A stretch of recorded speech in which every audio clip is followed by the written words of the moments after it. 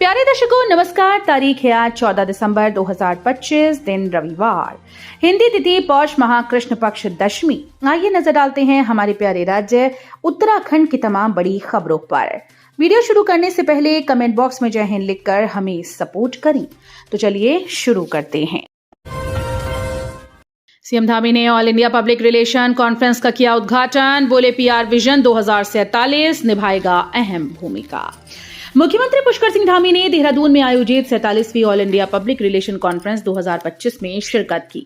इस दौरान उन्होंने दीप प्रज्वलित कर सम्मेलन का शुभारंभ किया और फोटो प्रदर्शनी का अवलोकन करने के साथ साथ स्थानीय हस्तशिल्प उत्पादों के स्टॉल्स का निरीक्षण कर उन्हें प्रोत्साहित किया। ये 3 दिवसीय सम्मेलन जो 13 से 15 दिसंबर तक चलेगा, देश भर के जनसंपर्क और कम्युनिकेशन प्रोफेशनल्स को एक मंच पर ला रहा है। Public relations society of India के द्वारा आयोजित ये सम्मेलन विकसित भारत 2047 विकास भी विरासत भी की थीम पर केंद्रित है। सम्मेलन का उद्घाटन मुख्यमंत्री धामी ने किया और इसमें रूस से आए प्रतिनिधियों की भागीदारी ने इसे अंतर्राष्ट्रीय स्वरूप प्रदान किया है। 3 दिनों के दौरान उत्तराखंड की 25 वर्ष की विकास यात्रा, मीडिया और जनसंपर्क की भूमिका, तकनीक, GST, AI, cyber crime, miss information और अंतर्राष्ट्रीय जनसंपर्क जैसी महत्वपूर्ण विषयों पर विशेषज्ञ सत्र आयोजित किए जाएंगे। उत्तराखंड में मौसम विभाग की बड़ी चेतावनी, शीतलहर और कोहरे का अलर्ट जारी। मौसम में नया पश्चिमी विक्षोभ सक्रिय हो गया है। इसके चलते पूरा राज्य शीतलहर की चपेट में आएगा। साथ ही मैदानी इलाकों में कोहरा देखने को मिल सकता है। मौसम विभाग ने 18 दिसंबर तक राज्य में कड़ाके की ठंड और घने कोहरे की चेतावनी जारी कर दी। उत्तराखंड में 14, 15, 16, 17, 18 दिसंबर तक ठंड तेज रहने की संभावना है। लोगों को सर्द हवाओं का सामना करना पड़ेगा। मैदानी इलाकों में कोहरा छाए रहने की संभावना है। शक्ति 163 प्रमोटर्स को रेरा का नोटिस, प्रोजेक्ट आरडब्ल्यूए को सौंपे, बढ़े धोखाधड़ी के मामले। प्रोजेक्ट पूरा करने के बाद नियमानुसार आरडब्ल्यूए के नाम न करने वाले प्रमोटर्स के खिलाफ अब रेरा में मुकदमा चलाया जाएगा। रेरा के सदस्य नरेश मटपाल की पीठ ने इस पर स्वतः संज्ञान लेते हुए ऐसे 163 प्रमोटर्स को नोटिस भेजा है। प्रोजेक्ट पूरा करने के बाद नियमानुसार आरडब्ल्यूए के नाम न करने वाले प्रमोटर्स के खिलाफ मुकदमा चलेगा। रेरा अधिनियम के तहत प्रमोटर्स जब आवासीय प्रोजेक्ट पूरा कर लेते हैं तो उन्हें पूर्णतः प्रमाण पत्र प्राप्त करने के 3 महीने के भीतर इसका मालिकाना हक आरडब्ल्यूए को देना होता है, लेकिन अधिकतर प्रमोटर्स ऐसा नहीं करते। पदक की चाह में नसों में नशा घोल रहे खिलाड़ी, स्टेडियम के शौचालयों में पड़ी मिली प्रयोग की गई सीट। पदक हासिल करने की चाहत में खिलाड़ी डोपिंग का सहारा ले रहे हैं। वो इंजेक्शन और स्टेरॉइड की मदद से ताकत बढ़ाने में जुटे हैं। इस बात की सच्चाई स्टेडियम के शौचालय में प्रयोग की गई सिरिंज और इंजेक्शन की खाली शीशी बयां कर रही है। पूर्व में भी ऐसे मामले सामने आ चुके हैं, लेकिन जिम्मेदार इसे नजरअंदाज कर रहे हैं। डोपिंग का मकड़जाल भारत में ही नहीं पूरे विश्व भर में फैला है और इसके चंगुल में दिग्गज खिलाड़ी तक फंस चुके हैं। ऐसे में स्टेडियम में स्टेरॉइड के इंजेक्शन मिलना खेल जगत के लिए भयावह स्थिति है। जिम्मेदार इस पर नजर नहीं डाल रहे। बर्फबारी के बाद हिमस्खलन पर कैमरों से रहेगी नजर। रैनी आपदा से लिया कंपनी ने सबक, नियमित होगी निगरानी। हिमस्खलन की घटना के बाद रैनी आपदा जैसी त्रासदी न हो, इसके लिए विष्णुप्रयाग जल विद्युत परियोजना की निर्मात्री जेपी कंपनी ने ग्लेशियर पॉइंट के समीप सीसीटीवी कैमरे लगाने का काम शुरू कर दिया है। इसके बाद कंपनी बर्फबारी के बाद कैमरों से लगातार निगरानी करेगी। सैटेलाइट की मदद से ये सीसीटीवी कैमरे संचालित होंगे। चमोली जनपद की नीति घाटी में 7 फरवरी 2021 को चिलचिलाती धूप में हिमस्खलन की घटना हो गई थी, जिससे धौली गंगा पर स्थित ऋषि गंगा जल विद्युत परियोजना मलबे में दफन हो गई और तपोवन में स्थित विष्णुगाड़ तपोवन जल विद्युत परियोजना के निर्माणाधीन टनल में मलबा घुस गया था।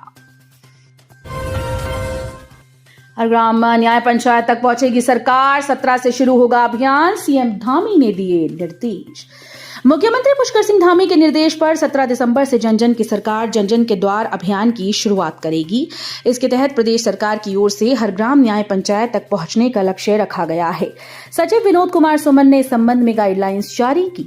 45 दिन तक चलने वाले इस अभियान में राजस्व विभाग, ग्राम्य विकास विभाग, पंचायती राज, कृषि, समाज कल्याण, सैनिक कल्याण, महिला सशक्तिकरण एवं बाल विकास व वित्तीय संस्थानों आदि से संबंधित विभागों के अधिकारी न्याय पंचायत स्तर पर पहुंचेंगे। थल सेना प्रमुख बोले, आधुनिक युद्ध अब केवल सैन्य क्षेत्र तक सीमित नहीं, इन आयामों को बताया महत्वपूर्ण। आधुनिक युद्ध अब केवल सैन्य क्षेत्र तक सीमित नहीं है, इसमें तकनीकी, कूटनीतिक और सामाजिक आयाम भी महत्वपूर्ण हैं। भारतीय सेना आधुनिकीकरण और नवाचार की दिशा में लगातार अग्रसर है और नवनियुक्त अधिकारी भी इस परिवर्तन प्रक्रिया की महत्वपूर्ण स्तंभ होंगी।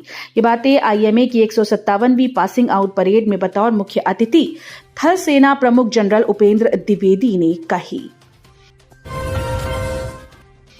अंटार्कटिका में मिला ब्लैक कार्बन ग्लेशियर, तेजी से पिघलने का खतरा, जंगल की आग से निकला। राष्ट्रीय ध्रुवीय और महासागर अनुसंधान केंद्र के वैज्ञानिक को पूर्वी अंटार्कटिका में जंगल की आग से निकला ब्लैक कार्बन मिला। संस्थान के वैज्ञानिक के अनुसार अध्ययन में माना जा रहा है कि अंटार्कटिका में ये ब्लैक कार्बन हजारों किलोमीटर दूर साउथ अमेरिका या ऑस्ट्रेलिया में लगने वाली जंगल की आग से पहुंचा होगा।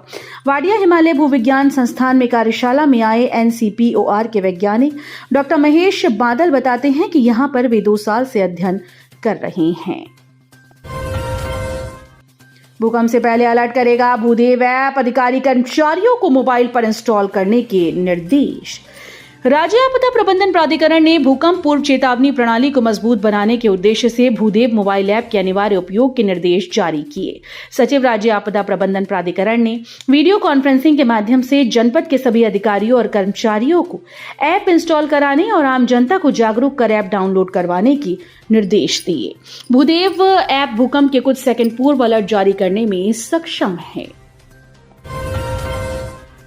3 कर्मचारियों के भरोसे जिले की सबसे बड़ी स्यालदे तहसील, लोग परेशान, तहसील को परगना घोषित करने की मांग। अल्मोड़ा जिले की सबसे बड़ी तहसील स्यालदे लंबे समय से कर्मचारियों की कमी से जूझ रही है। यहां डेटा एंट्री ऑपरेटर के 2, न्यायिक सहायक, नायब नाजिर और राजस्व लेखाकार के 1-1 पद खाली हैं। लोगों को राजस्व संबंधी कामों के लिए भिकिया सैण जाना पड़ रहा है। इन परिस्थितियों के बीच क्षेत्र के लोग तहसील को परगना घोषित करने की मांग उठा रहे हैं। स्यालदे तहसील वर्ष 2014 में अस्तित्व में आई थी। पति ने दिया तलाक, अब पत्नी के साथ रहना चाहता है। महिला ने लगाया पीटने और हत्या की कोशिश का आरोप। सख्त कानून के बाद भी पति ने पत्नी को तलाक दे दिया। पति अब पत्नी को साथ रखना चाहता है, लेकिन पत्नी साथ रहने से इनकार कर रही है। मोहल्ला नई बस्ती निवासी रुखसाना ने पुलिस को तहरीर दी। कहा कि उसके पति जाहिद ने 2 माह पहले बिना किसी बात पर उसे तलाक दे दिया। बीते दिन आरोपी उसके मायके में पहुंचा और साथ चलने के लिए कहने लगा। उसने कहा कि तुमने तो मुझे तलाक दिया है, फिर मैं आपके साथ क्यों आऊंगी। आरोप है कि इसी बात पर उसने उसे पीटा और कत्ल करने की नीयत से उसने गले पर चाकू से वार कर दिया।